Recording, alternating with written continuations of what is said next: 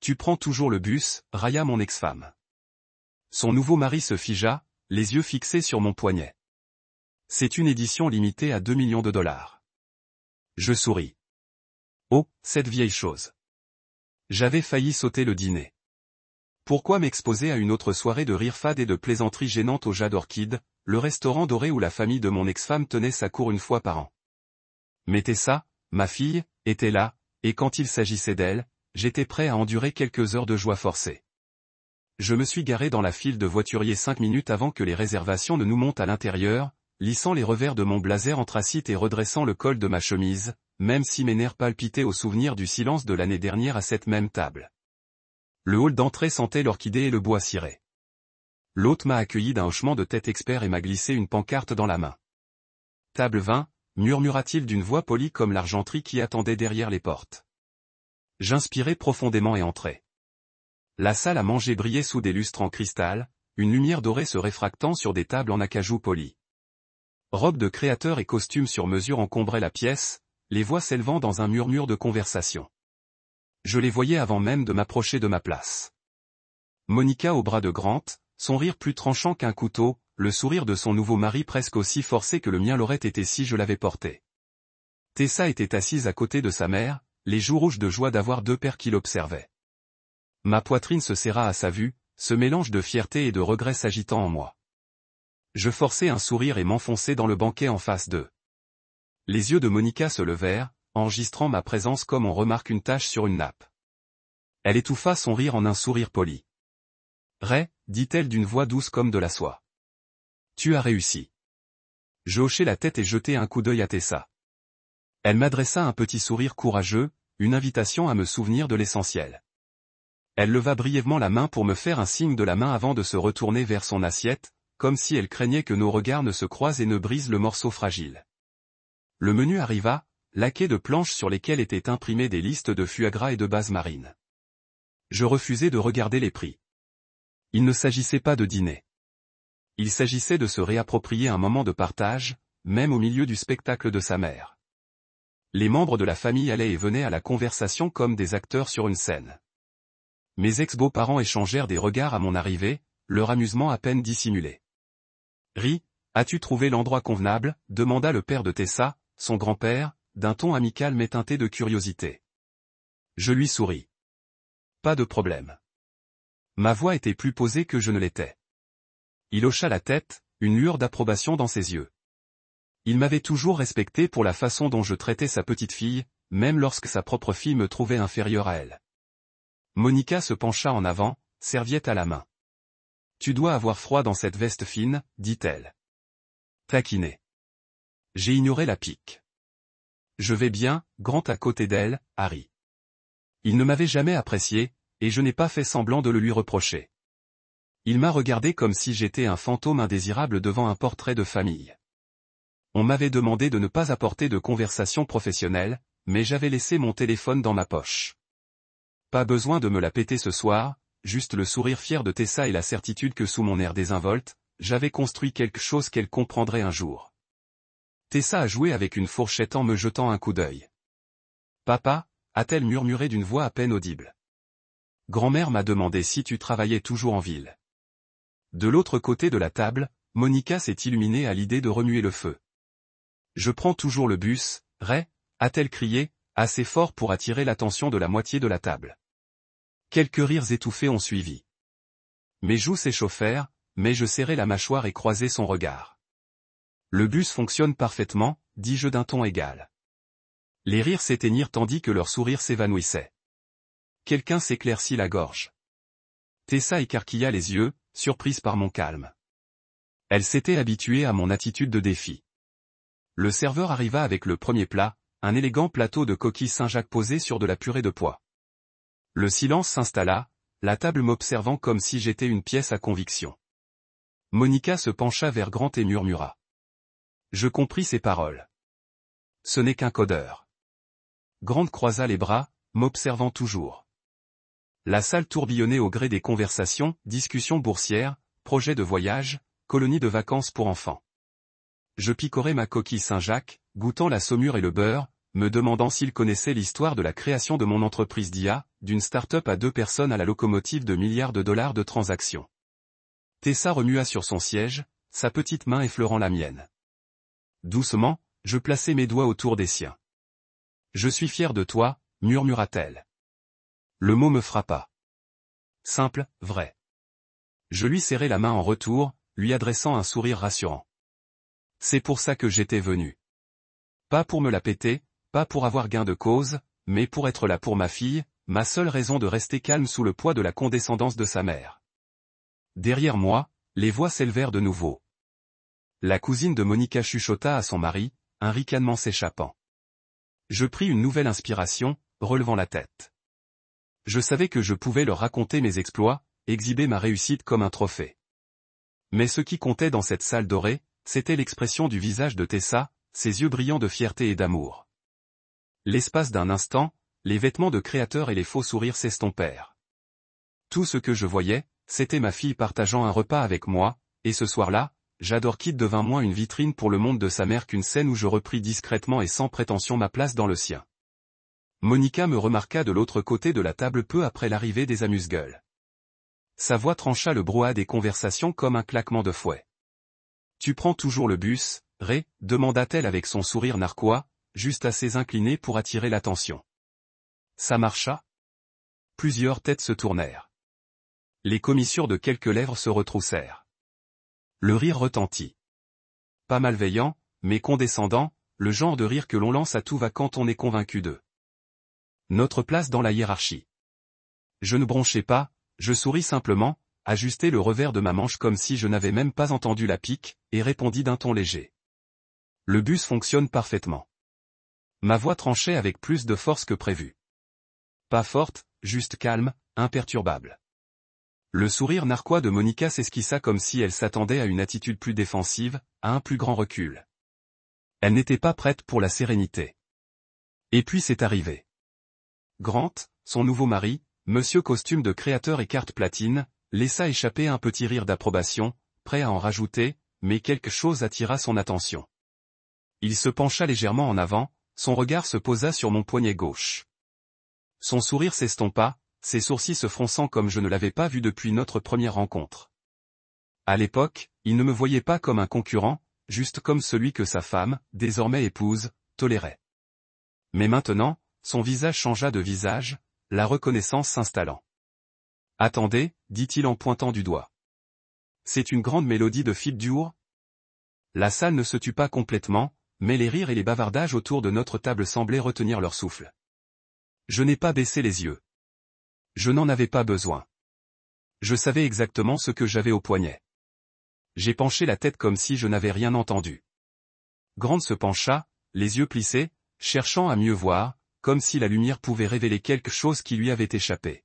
« C'est une montre à 2 millions de dollars, dit-il d'une voix à peine plus forte qu'un murmure, comme s'il ne se fiait pas à ses propres mots. Il n'en existe que 16. Et voilà, ce beau silence. Le rire de Monica, qui bouillonnait sous sa surface même après ma première réponse, s'éteignit instantanément. Elle se tourna vers Grant, les sourcils froncés, essayant de déchiffrer son expression. « Comment ça, 2 millions » demanda-t-elle, la confusion se lisant dans sa voix. Grant ne répondit pas. Il était trop concentré, trop absorbé par ce que cette montre impliquait. Ce n'était pas juste une montre. C'était un symbole d'accès à des cercles de pouvoir dans lesquels elle ne réalisait pas que j'évoluais. Je souris, levant enfin mon poignet et lui jetant un bref regard. « Oh, cette vieille chose » dis-je, reprenant délibérément le ton que Monica employait lorsqu'elle affichait ses nouveaux sacs à main lors des réceptions familiales. L'ironie flottait dans l'air comme un parfum. Grant déglutit. « Ray, comment as-tu trouvé ça ?» Je tendis la main vers Monté sans le regarder. « Je connais un type » dis-je doucement en sirotant lentement. C'était fascinant de voir la dynamique changer en temps réel. Jenny, la cousine de Monica, qui ne m'avait pas adressé la parole depuis le divorce, se tourna légèrement sur sa chaise. Lucas, son jeune frère, s'interrompit au milieu de la conversation et leva les yeux. Même Harold, mon ex-beau-père, qui m'avait à peine salué à mon arrivée, me fixait maintenant d'un regard que je ne pouvais décrire que comme de l'incrédulité mêlée à une curiosité croissante. Et pourtant, je n'avais pas besoin de m'expliquer. Je n'avais pas besoin d'élever la voix ni d'énumérer mes compliments. La montre disait, assez. Je croyais que tu avais dit que Ray travaillait encore en freelance. Quelqu'un chuchota à l'autre bout de la table. Monica pâlit, la nuque visiblement raidie. Il fait des applications ou quelque chose comme ça, marmonna-t-elle. C'était une faible bouée de sauvetage, et même elle ne semblait plus convaincue. Grant avait l'air de résoudre une énigme qui changeait à chaque fois qu'il approchait de la réponse. Ray, cette montre. Ce n'est pas un truc qu'on trouve par hasard. Son ton avait changé. Il n'était plus enjoué. Il était teinté d'autre chose, maintenant. Du respect, certes, mais aussi de la prudence. Je me suis légèrement penché en avant. Je n'ai rien trébuché, Grant. Je sais exactement où je vais. Tessa, Dieu la bénisse, s'est têtue, mais pas de la manière inconfortable que je redoutais. Elle observait, rassemblait les pièces du puzzle. Son regard s'attarda sur ma montre, puis se leva brusquement vers mon visage. Elle ne souriait pas encore. Mais il y avait une question silencieuse. Pourquoi n'as-tu jamais rien dit? La réponse n'était pas simple. Des années à être rejeté, à m'entendre dire que je manquais d'ambition, à construire quelque chose d'important dans l'ombre, non pas par vengeance ou par prestige, mais parce que j'avais une vision et que je n'avais pas besoin de validation. Pourtant, une partie de moi-même savait qu'elle aussi avait été nourrie d'une version de moi qui n'était pas entière. Je regardais de l'autre côté de la table. Grant, dis-je en posant ma tasse de thé. Sais-tu ce qui rend un Philippe Dufour si spécial? Il secoua lentement la tête. C'est le détail, le savoir-faire, la patience. Des années de travail sont nécessaires à une seule pièce. Pas pour plaire au grand public, pas pour crier, mais pour ceux qui comprennent. Le voilà de nouveau. Ce silence, pas gênant. Révérend Ray, dit soudain Monica d'une voix rauque. Tu ne portais jamais ce genre de choses. Non, répondis-je en croisant enfin son regard. Parce que je n'en avais jamais eu besoin. Je voyais le calcul dans ses yeux, essayant de réorganiser tout ce qu'elle pensait savoir de moi. Essayant de réconcilier l'homme qui partageait autrefois l'addition avec elle au restaurant avec celui qui était assis en face d'elle maintenant, sirotant son thé avec assurance, un chef-d'œuvre rare au poignet. Tessa se pencha et murmura, est-ce vraiment si rare? Je souris et hochai la tête. L'un des 16 au monde. Elle baissa les yeux vers son assiette, puis vers moi. Il y avait quelque chose sur son visage. Une prise de conscience silencieuse, une fierté naissante. Monica cligna lentement des yeux, mais le bus. J'eus un léger haussement d'épaule. Ça marche toujours. Sur ce, je me laissai aller contre mon siège, le bourdonnement de la salle revenant, mais pas le même qu'avant. Les gens me regardaient différemment. Ce dîner n'était plus seulement une occasion pour laquelle j'étais venu. C'était devenu un tournant.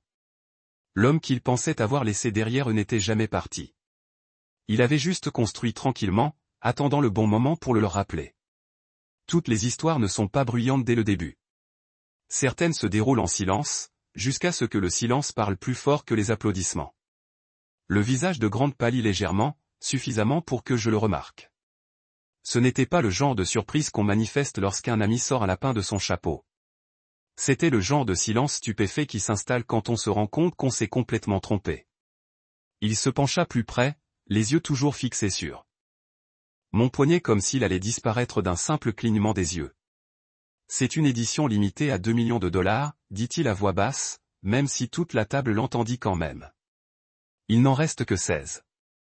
Monica, qui avait été portée par le vent de sa propre suffisance, perdit soudain son ascendant. Son rire s'éteignit à mi-chemin d'une inspiration, coincé dans sa gorge comme un os. Le bruit autour de la table diminua. Les couverts s'immobilisèrent en plein vol, les verres se tinrent à demi-gorgées. Une conversation sur le vin de Napa se tut tandis que les têtes se tournaient. Pour la première fois depuis longtemps, tout le monde me regardait, non pas à travers moi, mais moi.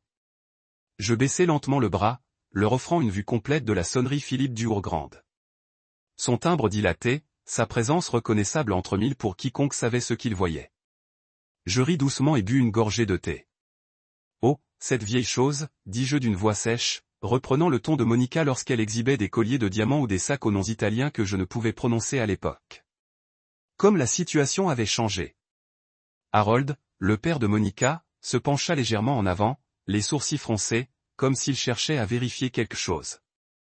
Il connaissait bien le monde des montres de luxe. Je me souvenais de ses sermons sur la valeur du savoir-faire suisse tout en dégustant des bouteilles de vin que je ne pouvais pas m'offrir.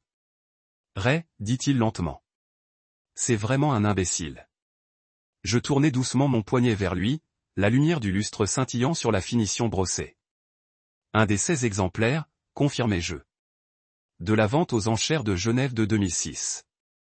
Le silence qui suivit n'était pas gênant. Il était respectueux. Le genre de silence qui ne provenait pas de la gêne, mais de l'incrédulité. Je le voyais écrit sur leur visage, les calculs mentaux, les révisions de vieilles hypothèses. Monica avait l'air d'avoir passé un examen dans une langue qu'elle n'avait jamais étudiée. Je ne me suis pas réjoui. Je n'en avais pas besoin. Je me suis simplement adossé à ma chaise et j'ai laissé la pièce s'adapter à une nouvelle réalité. Grant s'éclaircit la gorge. C'est incroyable. Comment as-tu fait? Il ne termina pas sa phrase, ce qui était normal. Je n'étais pas pressé de lui donner les détails à la petite cuillère. J'ai haussé les épaules. Cela signifiait quelque chose de personnel. J'ai jeté un coup d'œil à Tessa à côté de moi, qui fixait maintenant la montre d'un air silencieux. Fasciné, émerveillé. Et j'ai toujours cru que si quelque chose compte vraiment pour vous, il ne faut pas hésiter. Jenny, la cousine de Monica, qui m'avait un jour conseillé de trouver un vrai travail lors d'un dîner de Thanksgiving il y a des années, se penchait également sur la question. Tu aimes les montres, Ray? Demanda-t-elle d'un ton complètement différent, comme si elle me rencontrait pour la première fois. J'ai hoché la tête poliment. Je les apprécie. L'ingénierie, l'histoire, la patience nécessaire pour créer quelque chose qui dure toute une vie. Même le serveur, qui venait de s'approcher avec un plateau de dessert, a aperçu mon poignet et s'est attardé un peu plus longtemps que nécessaire. Son regard est passé de la montre à mon visage, essayant de trouver l'homme qui correspondait à l'article. Finalement, il a hoché la tête et m'a présenté les menus avec un peu plus de respect qu'auparavant. Monica était encore en train de réfléchir, son expression passant de la confusion à l'incrédulité, puis à une expression de regret. Ce n'était pas seulement la montre. C'était ce qu'elle représentait. Pendant des années, elle m'avait dépeint comme un choix surdevenu ennuyeux. L'homme pratique qui je n'arrivais pas à suivre ses ambitions. Elle s'était moquée de moi de manière subtile. Mes vêtements, mes chaussures, ma routine. Elle voulait toujours du faste, de l'éclat, un succès visible. Je lui avais donné de la stabilité. Elle l'avait échangé contre l'éclat de Grant. Maintenant, elle réalisait que l'éclat n'était que cela, une surface. Et l'homme qu'elle avait quitté avait construit quelque chose de réel sous le silence. Je le voyais aussi dans les yeux de Grant. Il n'était pas jaloux. Pas exactement, mais il se remettait en question. Quand on a l'habitude d'être celui vers qui les gens se tournent, c'est une leçon d'humilité de se faire voler la vedette sans effort. Ray, dit-il après un long silence. Tu fais quoi déjà? Avant que je puisse répondre, intervint Monica. Il crée des applications, dit-elle rapidement, comme si elle s'accrochait aux derniers vestiges d'une vieille histoire. D'accord. Sa voix se brisa légèrement à la fin. Je ne répondis pas tout de suite. Je laissai la question flotter entre nous. La vérité attendait comme une marée tranquille avant de déferler. Je courus, une société d'intelligence artificielle, dis-je calmement. Nous concevons des algorithmes de trading pour les marchés mondiaux. Notre plateforme alimente une bonne partie de l'infrastructure financière numérique asiatique. Les yeux de Monica se plissèrent légèrement. Depuis quand? Depuis toujours, dis-je simplement. Tu n'écoutais tout simplement pas, le silence retomba sur la table. Je sortis mon téléphone de la poche de ma veste. Pas un modèle tape à accent grave-l'œil, juste un truc fonctionnel, et je le déverrouillai. J'appuyai plusieurs fois, affichai un tableau de bord et le glissai sur la table vers Grant. Il se pencha, scrutant du regard les chiffres de valorisation, les indicateurs financiers, les lignes de données de change mises à jour en temps réel.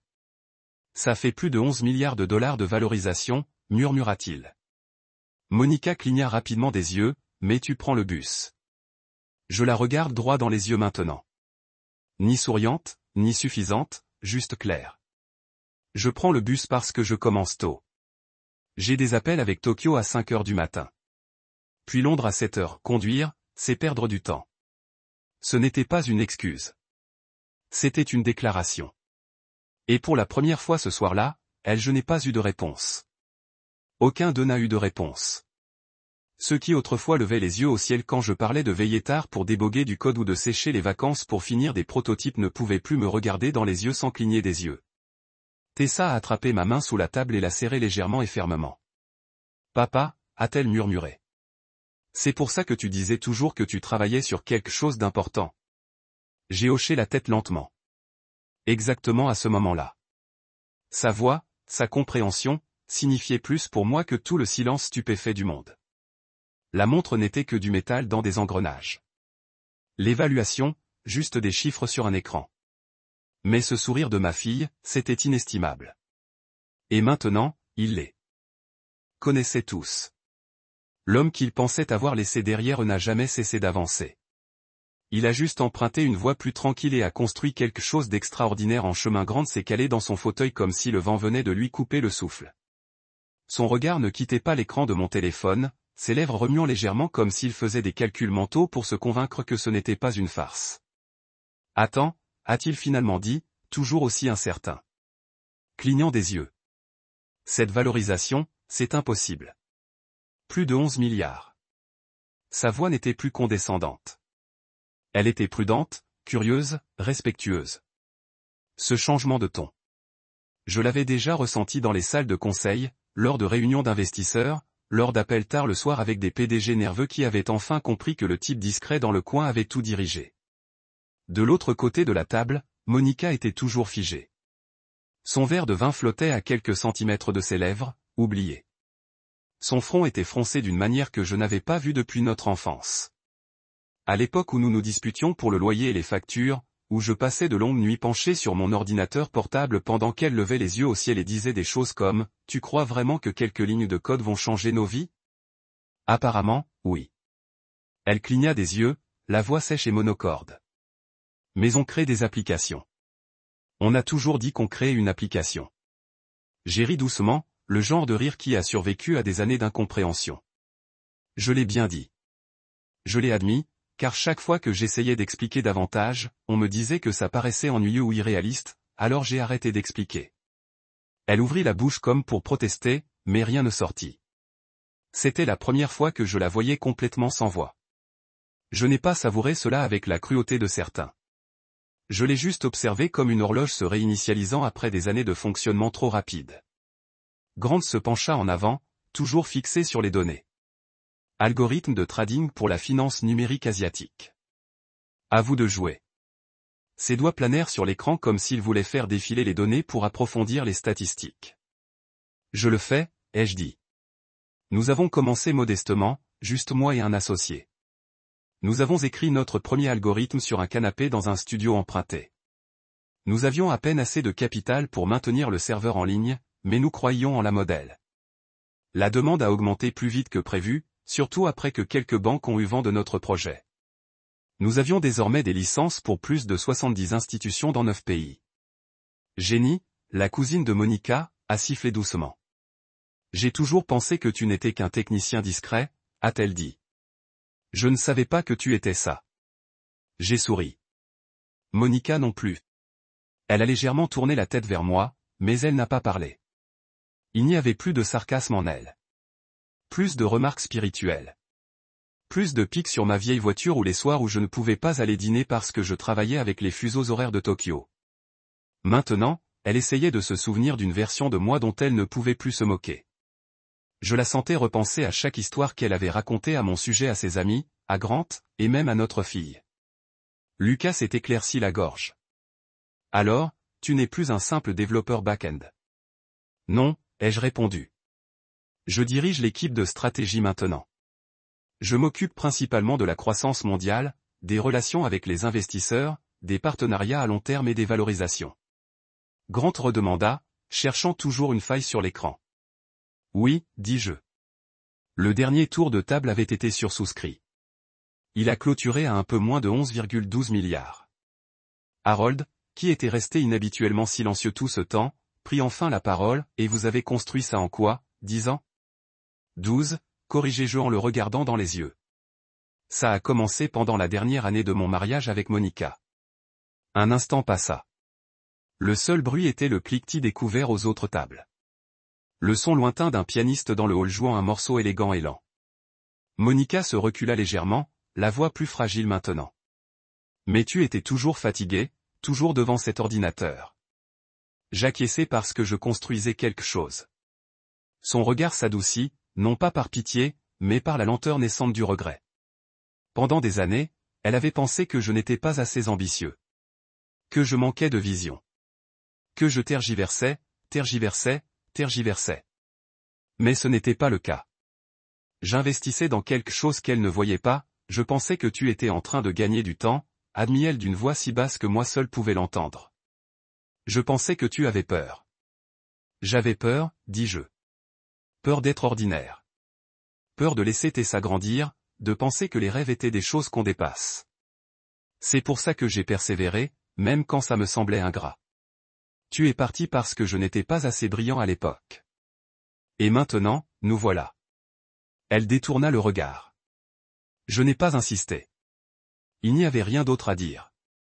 Grant se rassit sur sa chaise, expirant par le nez comme s'il retenait son souffle depuis le début de la conversation. Et tu prends toujours le bus ? Dis-je en hochant la tête. C'est paisible. Je peux réfléchir. Je passe mes premiers appels avant le lever du soleil. Conduire, c'est perdre la concentration. Et puis, j'aime voir la ville s'animer. Ils me fixèrent tous du regard. La table, autrefois un endroit où j'étais un bruit de fond, avait changé. Je n'étais plus la pensée secondaire, l'ex-mari qui n'arrivait plus à suivre. J'avais réécrit mon histoire, non pas en flash, ni en bruit, mais en substance. J'ai regardé Tessa, qui avait tout observé se dérouler avec de grands yeux attentifs. Elle voyait quelque chose de nouveau, quelque chose de puissant, sans être trop bruyant. Je n'avais pas besoin de le lui expliquer. Elle comprenait. Jenny s'est penchée vers Monica et a murmuré quelque chose. Monica n'a pas répondu. Elle était trop occupée à essayer de comprendre comment l'homme qu'elle avait laissé derrière elle était devenu quelqu'un de trop grand pour son imagination. J'ai pris une autre gorgée de thé, sentant la chaleur m'envahir, me rapprochant. Il ne s'agissait pas de vengeance. Il ne s'agissait pas de prouver que qui que ce soit avait tort. Il s'agissait de montrer à ma fille, avec une certitude tranquille, que la foi, le travail et la patience sont parfois les seuls outils nécessaires pour construire une vie que personne n'a vu venir. Et je les avais bien utilisés. J'ai laissé le silence s'installer autour de moi, j'ai siroté mon thé et j'ai répondu du même ton calme que j'avais utilisé toute la soirée. Je prends le bus parce que je téléphone tôt à Tokyo et Londres. Impossible de faire ça en conduisant. Mes mots flottaient, doux et posés, mais ils me percutaient plus fort que tout ce que Monica ou Grant m'avaient lancé. La table s'immobilisa. Pas un seul ustensile ne tint contre une assiette. Pas un souffle ne rompit le silence. C'était le genre de silence qui n'appelait pas à s'étendre. Il absorbait simplement la vérité. Je levai les yeux de ma tasse et les trouvai tout le regard fixe, tels des touristes entrant en titubant dans une galerie et réalisant trop tard que le tableau dont ils s'étaient moqués était un chef-d'œuvre. Mes ex-beaux-parents, autrefois champions du congédiement poli, mâchaient lentement, leurs yeux passant de mon visage au tableau de bord que je leur avais montré plus tôt, puis l'un à l'autre. Pendant des années, j'avais été la pensée après coup, le gentil garçon qui n'avait jamais vraiment réussi, l'homme qui payait discrètement les frais de scolarité de Tessa pendant que Monica et sa famille chuchotaient sur mon manque d'ambition. Et maintenant, tous ces jugements flottaient dans l'air, sans fondement. Le visage de Monica était toujours rouge. Je n'avais pas besoin de me demander pourquoi. Je connaissais bien cette couleur. C'était l'orgueil qui s'était replié sur lui-même. C'était la confusion enveloppée d'incrédulité, ressassant 1000 petits souvenirs qui, avec le recul, semblaient différents. Moi veillant tard à la table de la cuisine. Tapant jusqu'à l'aube. Manquer le mariage de sa cousine pour finaliser un prototype.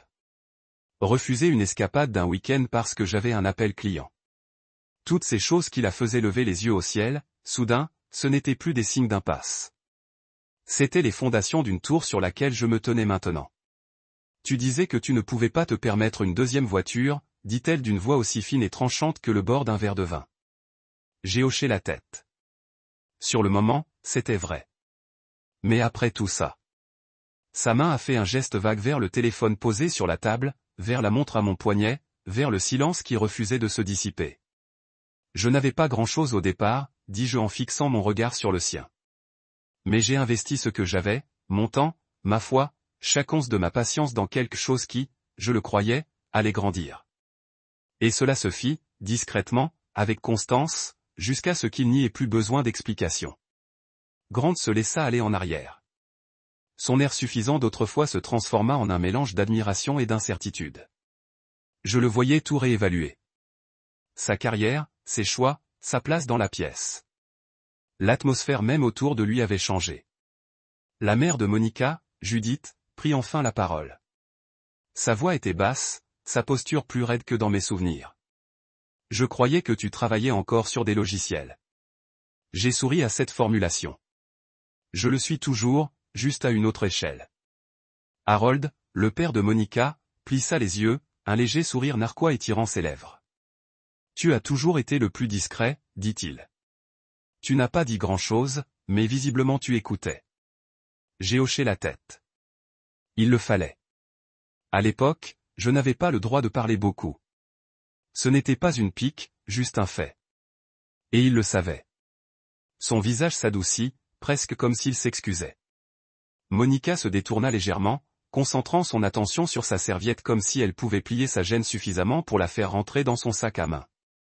Je ne suis pas venu ce soir pour enfoncer le clou. Ce n'était pas mon genre. Je suis venu parce que Tessa était là, et je ne manquerai jamais une occasion de m'asseoir en face de ma fille et de lui montrer, même silencieusement, que son père était un homme de valeur, même s'il ne portait pas de costume de créateur ou ne conduisait pas une berline allemande. Mais ce à quoi je ne m'attendais pas, c'est que Grant réaliserait soudain que j'avais probablement financé la moitié de son portefeuille sans même qu'il le sache. Il baissa de nouveau les yeux vers mon téléphone, parcourant les indicateurs de valorisation. « Attendez une seconde », murmura-t-il, et je vis son cerveau relier les points. Si vous étiez derrière certaines plateformes quantitatives d'IA en Asie, cela signifie notre fonds pour les marchés émergents. J'inclinai la tête, laissant les pièces du puzzle se mettre en place pour lui. Monica comprit un instant plus tard. Elle tourna brusquement la tête vers lui. Quel fonds ? Grant ne répondit pas tout de suite. Son visage était redevenu pâle. Ray, dit-il lentement. Nous avons investi massivement dans des modèles d'indices intelligents basés à Singapour. 2 de nos actifs les plus performants sont liés à une plateforme dotée de déclencheurs algorithmiques pour l'arbitrage multimarché. J'ai esquissé un demi-sourire. Ce serait le nôtre. Tu veux dire ? Il a expiré bruyamment, puis a secoué la tête. Je profite des modèles de votre entreprise depuis 1 an, peut-être plus longtemps, ai-je dit. Le monde est petit quand on y regarde de plus près. Monica ne répondit pas. Son silence n'était plus de la colère. C'était une prise de conscience. C'était l'effondrement d'un récit auquel elle s'était accrochée trop longtemps. Elle se moquait de moi parce que je veillais tard avec 2 écrans et des écouteurs anti-bruit pendant qu'elle allait à des dégustations de vin et à des brunchs de réseautage. Maintenant, son mari actuel admettait avec désinvolture que mon travail avait contribué à sa richesse, sans même qu'il le sache. C'était la véritable ironie, et c'était parfait. Judith marmonna quelque chose dans sa barbe. Lucas et Jenny s'étaient tus. Même les enfants à l'autre bout de la table cessèrent de rire, comme si une force invisible avait balayé la table comme un vent de justice. Seule Tessa resta calme. Elle me regarda, non pas avec surprise, mais avec fierté et peut-être autre chose, de la confiance. Pendant toutes ces années où Monica avait tenté de me réduire à une simple note de bas de page dans la vie de ma fille, nous étions là. Mon silence avait été plus éloquent que tout ce que Monica avait pu dire sur moi. Et maintenant, d'un seul regard, Tessa comprit pourquoi je veillais, pourquoi je prenais le bus, pourquoi je ne ripostais pas quand sa mère déformait la vérité. Parce que je construisais quelque chose sur lequel je pourrais un jour mettre son nom, quelque chose qui ne pourrait s'acheter, s'offrir, ou s'expliquer dans une conversation informelle autour d'un brunch. Quelque chose qui se mérite. Je me suis adossé à ma chaise tandis que le serveur arrivait avec les cartes des desserts. La salle vibra de nouveau. Les conversations reprirent, mais l'atmosphère était différente, chargée, incertaine. Pour la première fois, je ne cherchais rien à prouver à cette famille. J'avais déjà pris le bus du matin, tranquillement, consciencieusement, et tout en restant silencieux. Mon ex-beau-père, Harold, était resté silencieux presque toute la soirée, l'air soigneusement neutre, comme un juge examinant les preuves. Mais alors que l'étonnement de Grant persistait et que chaque fourchette tintait contre une assiette, Harold se pencha enfin en avant, s'éclaircissant la gorge. Je vis son regard se fixer sur ma fibre d'our grande sonnerie avec une intensité jamais vue auparavant. Cette montre, dit-il lentement. N'était-ce pas celle de la vente aux enchères de Genève de 2006 ? Sa voix tremblait juste assez pour trahir son incrédulité. Celle avec la complication sonnerie ? Je levai délibérément le poignet, laissant la lumière refléter la fine gravure du boîtier. Oui, répondis-je, suffisamment bas pour que seuls ceux qui se penchaient puissent l'entendre. L'une des 16 exemplaires jamais fabriqués, et la seule à être sortie en parfait état. J'éprouvai une vague de joie, entre triomphe et souvenir doux amer. J'avais vu cette montre pour la première fois dans une petite boutique au Basilic, des années avant même de rêver de fonder mon entreprise. C'était l'incarnation de la précision, de la patience et de la persévérance, les qualités auxquelles j'ai aspiré. Maintenant, il reposait sur mon poignet, un témoignage de jusqu'où j'avais parcouru. Harold a avalé de manière audible, sa pomme d'Adam se balançait comme un pendule. Il regarda autour de la table comme s'il cherchait des alliés, mais n'en a trouvé aucun. Les yeux de Monica étaient fixés sur mon poignet, ses lèvres se séparèrent dans une question tacite. La bravade antérieure de Grant s'était dissipée dans un silence respectueux. Son expression un mélange d'envie et d'admiration. Jenny et Lucas se déplaçaient sur leur siège. Leur bavardage précédent remplacé par une contemplation délibérée. À ce moment-là, la hiérarchie familiale, autrefois si fermement empilée en faveur de Monica, s'est effondrée sous le poids de ce que cette montre représentait. Cette montre, dis-je, tenant l'air entre nous comme un chef d'orchestre guidant un orchestre, symbolise plus que le temps. Il représente les années que j'ai investies lors de la création de mon entreprise. Des années de travail presque invisible du code de débogage de la fin des soirées au lieu d'assister à vos mariages ou à vos ouvertures de galeries.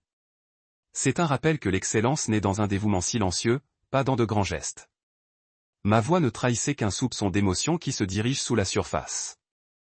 La justification tempérée par la connaissance que Monica m'avait regardé silencieusement toutes ces années et refusait toujours de me voir. La fierté de Harold s'est adoucie dans le chagrin. Il a baissé son regard vers la nappe, traçant le bord brodé de la serviette avec un doigt tendu. Ray, commença-t-il, accrochez-vous. Je me souviens quand tu étais un enfant, fasciné par les montres et les gadgets. Je pensais que c'était juste une phase de passe. Je n'ai jamais imaginé que tu le ferais en quelque chose de monumental. Il se frotta le pouce contre son temple comme s'il essayait de masser une mémoire douloureuse. Je suis désolé d'avoir jamais douté de toi. Ces excuses étaient suspendues dans l'air comme des excuses entre le père et le fils. Une confession que ces idées fausses avaient contribué à ma décision de garder mes ambitions cachées. Les mains de Tessa serraient la mienne sous la table, ses yeux cherchant à me rassurer mon visage. Je lui ai offert un petit sourire, la laissant ressentir la joie tranquille de la reconnaissance de son grand-père. Monica s'est déplacée inconfortablement, aux prises clairement avec ses propres regrets tacites. Elle m'avait l'habitude de me châtier pour avoir priorisé mes obsessions sur son calendrier social. Maintenant, elle s'est rendue compte que ses obsessions avaient fait naissance à quelque chose d'extraordinaire. Son maquillage soigneusement appliqué tremblait alors qu'elle avalait durement et parlait finalement, la voix instable. Ray, je n'en avais aucune idée. Je me suis penché en avant, mon regard balayant chacun d'eux, laissant chaque visage absorber la réalisation. Tu n'étais pas le seul, dis-je doucement. J'ai pensé une fois que mes rêves étaient trop petits, trop obscurs pour que les gens puissent le remarquer, alors je les ai construits en silence. Le serveur a alors plané, anticipant notre prochaine commande, mais aucun de nous a déménagé. Le temps lui-même s'était arrêté, suspendu par le pouvoir de la vérité. Dans ce silence enceinte, j'ai regardé mon ex-endroit transformé sous mes yeux, leur moquerie se dissolvant en respect, leur condescendance cédant la place à une véritable curiosité.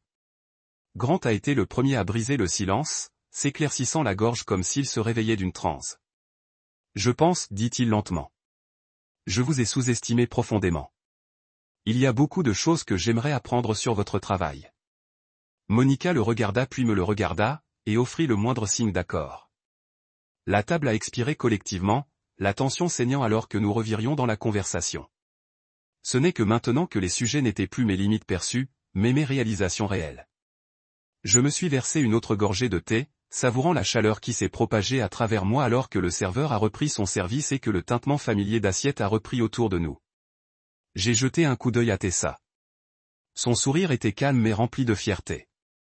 À ce moment-là, j'ai réalisé que la montre avait fait son travail. Il avait brisé les faux récits et révélé qui j'étais vraiment. Et dans cette révélation, j'ai trouvé un sentiment de paix plus profond que la richesse ou le statut ne pourraient jamais fournir. Parce que parfois, les transformations les plus puissantes commencent par un simple rappel de l'endroit où vous avez commencé et jusqu'où vous avez parcouru. La transformation était presque tangible. Après les excuses silencieuses de Harold et la prise de conscience stupéfaite que j'avais financé plus de portefeuilles que quiconque ne l'avait deviné, un faible murmure se leva autour de la table. La cousine de Monica, Jenny, qui n'avait pas prononcé plus qu'une salutation polie depuis que je me suis assis, s'éclaircit la gorge et se pencha en avant pour que sa voix ne me porte que vers moi. Ray, dit-elle, les yeux écarquillés sérieusement. Je travaille sur une ligne de soins de la peau. Propre, végétalien, petit lot. Pensez-vous que vous pourriez jeter un coup d'œil à mon deck de pitch un jour? Sa question était tenue entre nous comme une invitation dans un monde dont j'avais été exclu. Toute la soirée, elle avait souri et hocha la tête aux autres. Maintenant, elle demandait ma contribution. J'ai offert mon téléphone et avec un film de mon pouce, je lui ai envoyé mon adresse email, promettant une réunion la semaine prochaine. En face de Jenny, Lucas, le frère de Monica, autrefois dédaigneux de chaque idée que j'ai jamais lancée, s'est assis en avant, des bras encastrés sur la table. Il avait passé le dernier Thanksgiving me faisant des conférences sur la volatilité de la crypto-monnaie. Ce soir, il demandait, pourriez-vous conseiller ma start-up cryptographique? Nous sommes en version bêta, mais nous avons besoin de conseils sur les stratégies de trading algorithmique. Son ton était respectueux, presque respectueux, comme s'il avait découvert que j'avais tenu la clé à une porte sur laquelle il avait frappé en vain. J'adorerais votre point de vue, a-t-il ajouté, voix basse.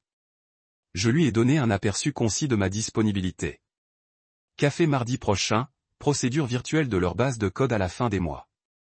Il a expiré, visiblement soulagé et a offert un véritable sourire. L'oncle de Monica, Richard, celui qui avait une fois laissé tomber des remarques sarcastiques sur mes concerts, maintenant assis inhabituellement silencieux, les bras pliés, absorbant le décalage d'énergie. Il s'éclaircit la gorge et m'adressa formellement comme s'il lisait à partir d'un script qu'il venait d'écrire. Monsieur Quinn, je supervise les investissements immobiliers pour mon entreprise. Nous avons exploré les actifs immobiliers tokenisés.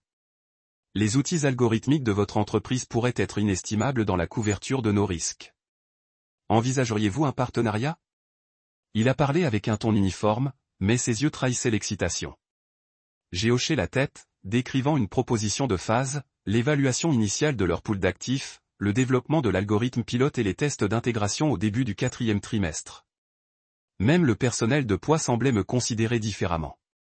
Lorsque le cours suivant est arrivé, les poitrines de canard poêlées avec une réduction des figues. Le serveur l'a présenté avec un épanouissement respectueux, offrant des informations sur la ferme locale où les canards ont été soulevés. J'ai pris son regard du coin de mon œil. Cela tenait la curiosité comme si elle voulait en savoir plus sur l'homme qui avait tranquillement réécrit son récit ce soir. Je l'ai remercié et j'ai noté que j'adorerais en savoir plus sur le modèle de distribution de la ferme. Il pourrait faire une étude de cas intéressante pour mon module d'optimisation de la chaîne d'approvisionnement de l'IA. Elle cligna des yeux avec surprise, puis hocha la tête avec impatience, promettant de m'envoyer les coordonnées de son manager. Pendant ce temps, la sœur de Monica, Élise, qui avait passé la première moitié du dîner à parcourir son téléphone, l'a maintenant mis de côté avec délibération. Elle s'est penchée vers moi et a chuchoté, « J'ai essayé d'obtenir des investisseurs pour ma plateforme éducative à but non lucratif. J'ai besoin d'aide pour structurer une campagne de collecte de fonds de data-driven. » Sa voix était étouffée, sincère. Il y a quelques mois à peine, elle avait échangé des plaisanteries occasionnelles sur la façon dont je devais essayer des choses plus excitantes, mais maintenant elle plaidait pour mon expertise. J'ai offert un aperçu rapide des algorithmes de segmentation des donateurs et je vais tester la messagerie. Élise a gribouillé des notes sur sa serviette, me remerciant comme si je lui remettais une bouée de sauvetage. J'ai regardé tout cela se dérouler avec un mélange d'amusement et de satisfaction. Les gens qui m'avaient traité une fois comme un bruit de fond, confortable, prévisible, facilement licencié, se penchèrent maintenant, affamés pour un avant-goût de la perspicacité qu'ils avaient méprisée. Et moi, qui avais passé des années à perfectionner les percées silencieuses dans le code, si j'étais assis au centre de tout cela, finalement reconnu. La symphonie des demandes se leva doucement autour de moi. chaque terrain et propose un témoignage du respect que j'avais gagné grâce à une persévérance silencieuse. Tessa, toujours mon ancre, a regardé avec un sourire qui atteignit ses yeux. Elle avait été témoin des tentatives de sa mère pour me diminuer, les regards latéraux et les critiques à peine voilées. Maintenant, elle me voyait dans mon élément, faisant face à des problèmes réels que ses proches avaient attendu des années à reconnaître. Lorsqu'une pause s'est installée dans la conversation, elle s'est penchée et a chuchoté, « J'ai dit à tout le monde que tu es génial, papa. Je suis content qu'il me croie enfin. » Ma gorge se resserra et j'ai serré sa main sous la table, reconnaissante qu'elle ait toujours connu la mesure de ma valeur bien avant le reste. En face de Tessa, Monica était assise avec ses lèvres pressées ensemble, les yeux passant de ma montre au visage de ses réclamations pour mes conseils. Son expression était un mélange de regret et d'acceptation. Comme si elle réconciliait enfin le partenaire, elle a rejeté une fois avec l'homme que sa fille a célébré. Elle ouvrit la bouche comme pour parler puis s'arrêta, redéfinissant son récit en temps réel. Je lui ai offert un petit signe de compréhension. Aucun mot nécessaire. Au moment où le cours final est arrivé, un délicat citron punakata arrosé de miel et garni de basilic confite.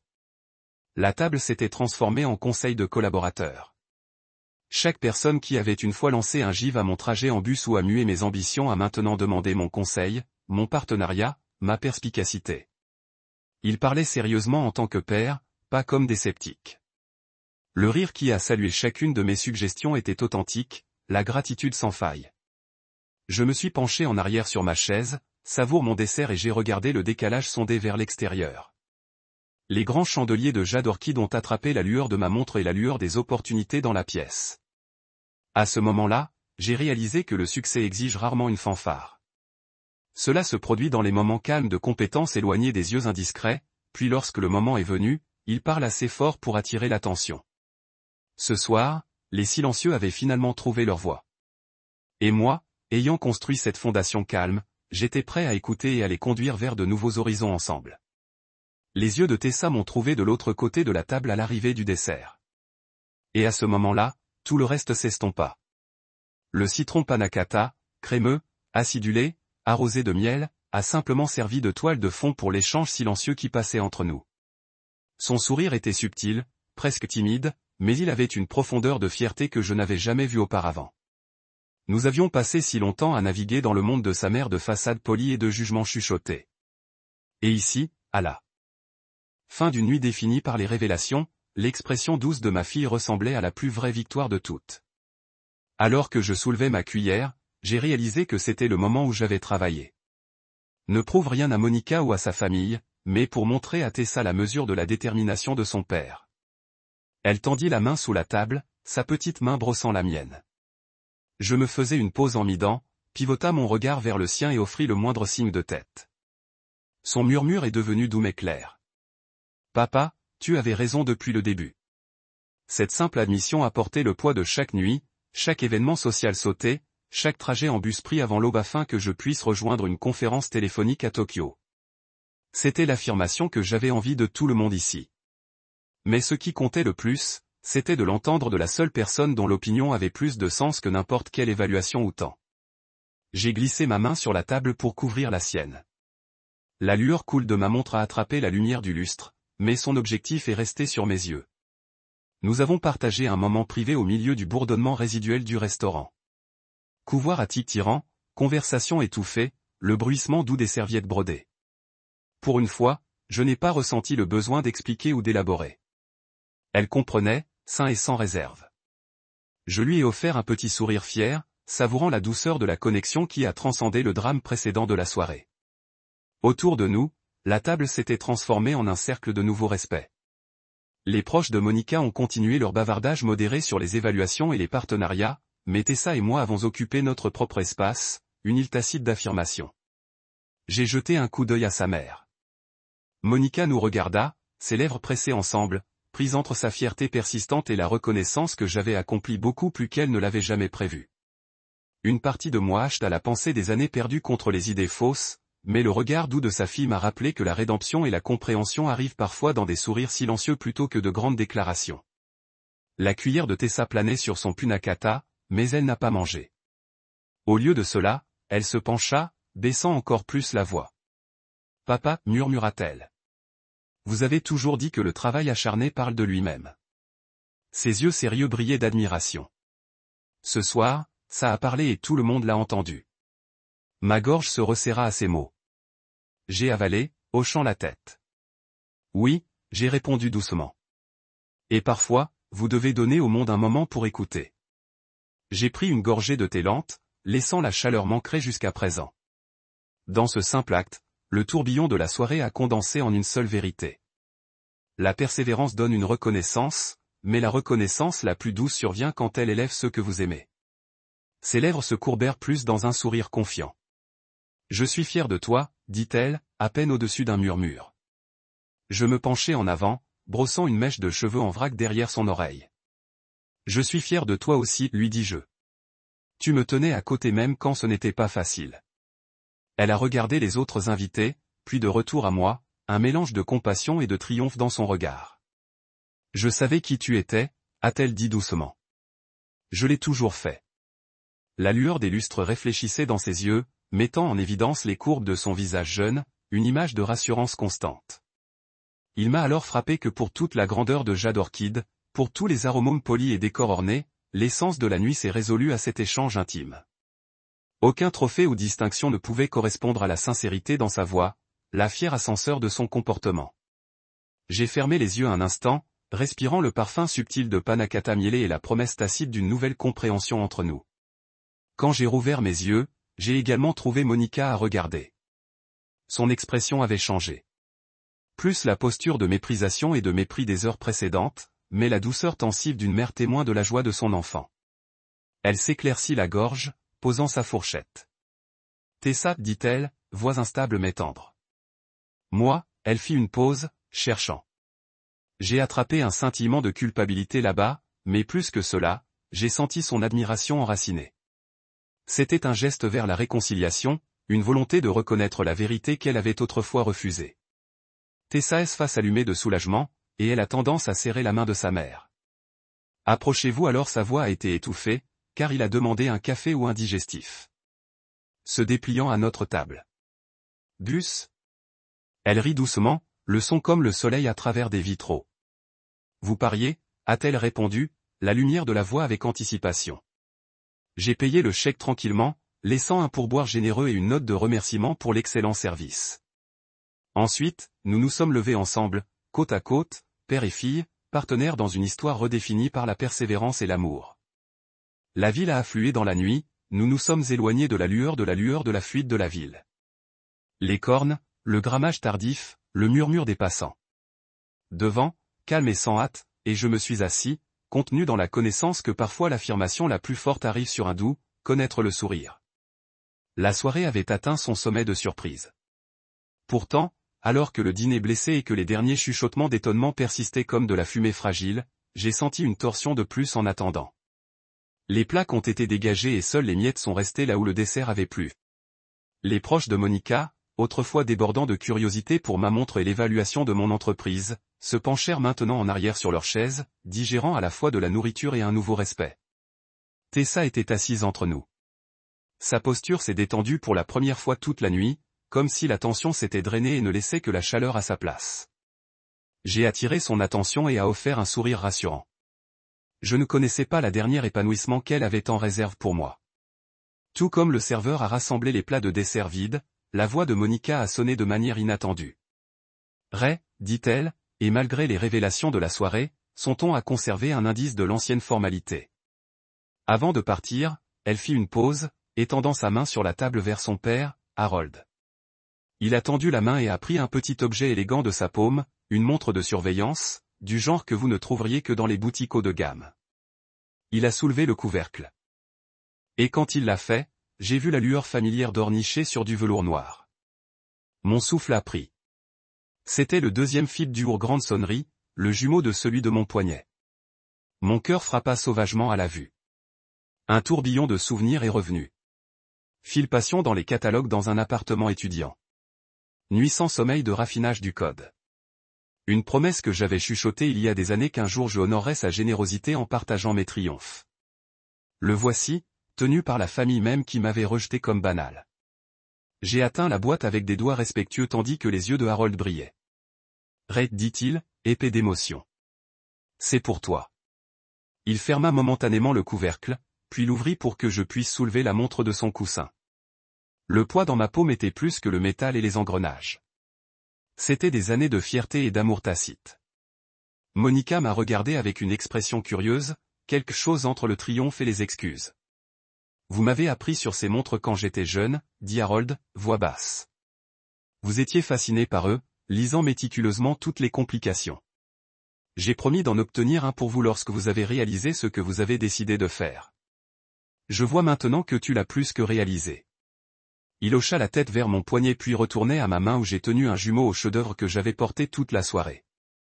J'ai senti des larmes me piquer les yeux, non pas de cupidité ou de vanité, mais de gratitude pour le respect et la reconnaissance qui avaient été si longtemps refusés.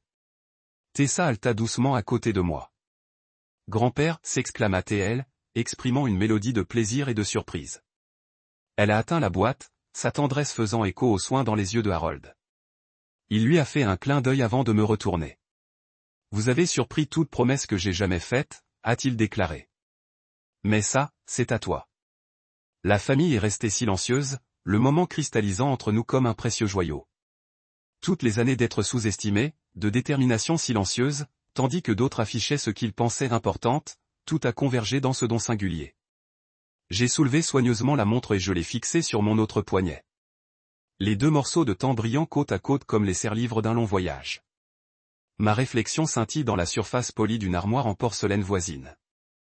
Deux montres, un homme, et le point culminant d'un rêve chuchoté dans la solitude. Le poids sur chaque poignet m'a ancré dans le présent tout en faisant écho aux échos d'un passé lointain. Des larmes ont glissé sur mes joues non bites. Je me suis tourné vers Harold et j'ai appuyé sur le watchbox vers lui. Merci, murmurai-je, la voix épaisse, plus que je ne peux jamais dire. Il posa une main sur mon épaule, ferme et douce. Non, répondit-il. Merci de m'avoir rendu fier. Ces paroles de l'homme qui avait autrefois douté de mes activités silencieuses portaient plus de résonance que n'importe quelle quantité de succès. Monica a expiré, le premier véritable signe d'émotion de sa part depuis le début de la nuit. Elle tendit la main et prit ma main, ses ongles broutant doucement ma peau. Je suis désolé, dit-elle simplement, pour tout. Je lui ai légèrement serré la main, reconnaissant les excuses sans jugement. Le passé était un paysage que nous ne pouvions ni changer ni échapper. Mais ce moment a offert une nouvelle page, une opportunité de compréhension. Tessa se pencha pour nous embrasser tous les deux, et pendant un instant, j'ai senti la famille, fracturée et défectueuse, dans son ensemble que je pourrais jamais souhaiter. La table a éclaté dans des applaudissements doux, non pas pour une performance, mais pour un homme qu'ils avaient finalement vu clairement. Les petits-enfants ont applaudi, des frères et sœurs applaudis et même le serveur, debout discrètement à proximité, sourit d'une véritable chaleur. Alors que le personnel apportait le contrôle final, je me suis levé de mon siège, faisant attention de ne pas bouleverser le tableau tendre. J'ai rassemblé la boîte de surveillance et l'ai glissée dans la poche de ma veste aux côtés de la carte de visite que j'avais échangée avec Jenny plus tôt et le contribution du partenariat numérique que Lucas m'avait envoyé un email au milieu du cours. Ces jetons de respect et de collaboration ont maintenant débordé de mes poches. Un testament que la vraie richesse n'est pas mesurée uniquement en devises. Nous nous sommes tenus ensemble comme une unité pour la première fois cette nuit-là. Tessa serrant ma main, Harold rayonnant de fierté, de Monica et de moi côte à côte, et le reste de la famille formant un demi-cercle de soutien. J'ai réalisé que le mot succès avait un nouveau sens. Pas seulement la réussite financière, mais la capacité d'inspirer la croyance en ceux qui doutaient autrefois. À l'extérieur, le voiturier récupérait ma vieille berline, la voiture même que Monica avait utilisée pour se moquer. Je me dirigeais vers la porte et Tessa a sauté en avant pour l'ouvrir pour moi. « Après toi, papa, dit-elle, une voix pleine de la confiance joyeuse qu'elle avait montrée toute la nuit. Je l'ai aidé à entrer dans le siège du passager, puis je me suis bouclé, jetant un coup d'œil aux montres sur les deux poignets. Leurs visages jumeaux ont reflété les réverbères. Avant de m'éloigner, je me suis retourné à la famille. Coupé, j'ai senti les moteurs sous moi, stables et fiables, un peu comme le bus que je prenais parfois. Voyons ce que les surprises que demain apportent. Et alors que la lumière de la ville passait, j'ai réalisé que la plus grande surprise de tous avait été de découvrir à quel point je pouvais appartenir complètement. Pas en modifiant qui j'étais, mais en vivant simplement la vérité, j'avais toujours porté à l'intérieur. Je suis sorti de Jade Orchid seul. L'opulence de la soirée laissait place à la fraîcheur familière de la nuit de la ville. Aucun valet ou conducteur ne m'attendait, juste le bourdonnement lointain de la circulation et la lueur douce de la lampe de rue au-dessus. J'ai boutonné mon manteau contre une brise douce et je me suis dirigé vers l'arrêt de bus. Chaque pas faisant écho à la confiance tranquille qui m'avait transporté par le dîner. Mon cœur était plus léger qu'il ne l'avait fait depuis des années. Ce soir, j'avais récupéré plus que la fierté ou le respect. J'avais rappelé à tout le monde, surtout ma fille, que la vraie valeur n'est pas mesurée par les apparences, mais par l'intégrité et la vision que vous construisez dans l'ombre. À l'arrêt de bus, j'ai vérifié ma montre, toujours l'un des 16 seuls au monde, puis j'ai atteint ma poche pour confirmer le deuxième fil d'or niché sous mes doigts. Les montres jumelles brillantes côte à côte ressemblaient à des talismans d'un voyage qui avait commencé. Il y a longtemps avec des rêves chuchotés et des séances de code de minuit. Je me suis permis un petit sourire.